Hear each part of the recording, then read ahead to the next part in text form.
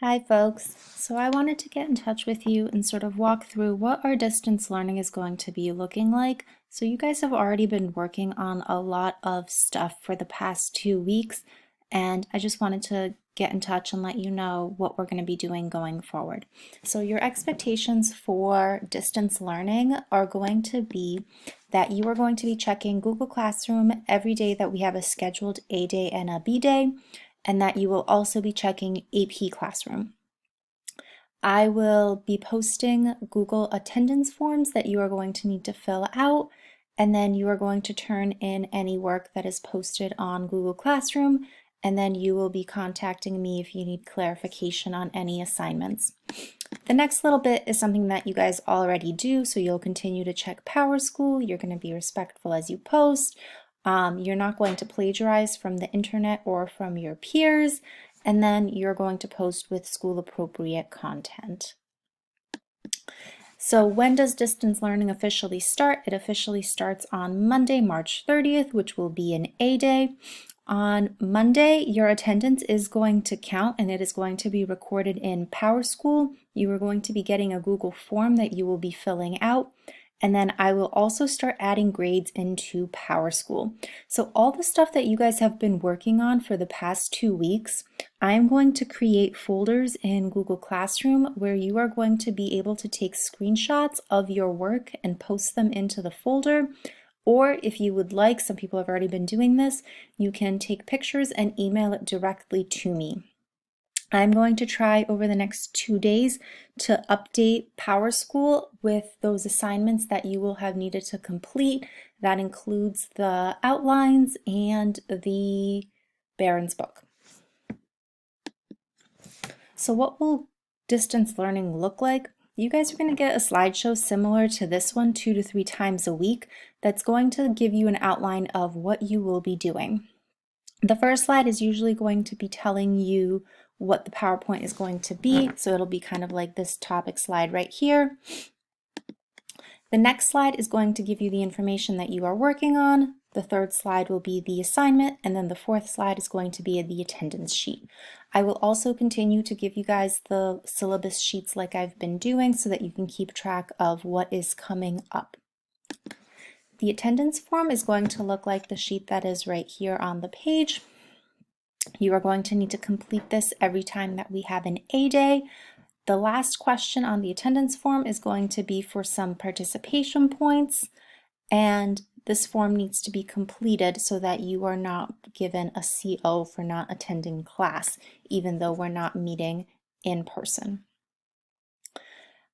We're going to do a trial of this tomorrow where I'm going to post this slideshow as well as an attendance form just to do a check-in to see who's accessing it and who is responding. So some information for going forward. On Monday, March 30th, you guys are going to have your protein synthesis and regulation test posted in AP Classroom. This is going to be posted for 1 day. So it's going to be posted on Monday, March 30th. You are not going to be able to see your answers after you take the test. It is going to be on secure mode. So what I'm going to be asking is that you guys are being respectful of the test taking process, even though it is a test at home. It's going to be multiple choice and 1 FRQ, and you guys are going to submit. Please don't share questions with people that haven't taken it. Please don't take pictures of the questions because we do need to keep this secure for future years. All right, for the AP test. So ecology and evolution are not on the AP test. We did ecology back in the fall, and you guys are currently working on evolution now. So why do you need to finish evolution if it's not on the test? So the reason is because evolution is key to making connections in biology, and if you are going to go on to biology in college, we would be doing you a disservice not covering this content. We are going to do an abridged version, so we are not going to go as in-depth as we would have if we were in school.